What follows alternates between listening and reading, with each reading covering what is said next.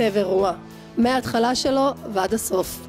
אם זה עיצוב של חופות, עיצוב מרכזי שולחן, שימוש נכון בצבע באירוע. הפקה של אירוע, ימי נישואים, ימי הולדת, עיצוב זרי ממתקים. הכלים שאנשים מקבלים זה בנייה של קונספט, לדעת איך לבנות אירוע, לדעת איך לעבוד עם ספקים. אני מקבלת כלים גם איך לעצב אירועים ומצד שני להפיק אירועים. אנחנו לומדים עיצוב ברמה של עיצוב חופות, זרים. בסופו של יום או של עניין אני מאוד רוצה להיות עצמאית ולפתוח עסק. זה תחום גדול שאני אוהבת, בגלל זה באתי ללמוד פה. הקורס כולו במתי מקצר להם תהליכים מבחינת אם זה רואה חשבון של איך לפתוח עסק, לפתוח תיק נכון עם עורך דין נכון. היתרון הגדול זה שאנחנו כל הזמן מלווים אותך כיזם, אם זה מבחינת ליווי ייעוצי, אם זה מבחינת ליווי מימוני. מקבלים ביטחון,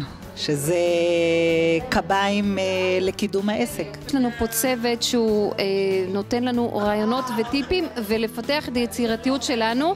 הם מקבלים את כל הכלים להתמודד, הם מקבלים את ההתחלה, אבל בהחלט זה צריך להיות משהו שבא מהם, באמת רצון אז להצליח. אני נוסעת כמעט שעה ואני מקדישה לזה המון זמן. לא לפחד, להעיז. זה נותן פרספקטיבה אחרת והסתכלות גדולה ורחבה להבין לאן אנחנו יכולים להתקדם, והשמיים הם הגבול מבחינתי.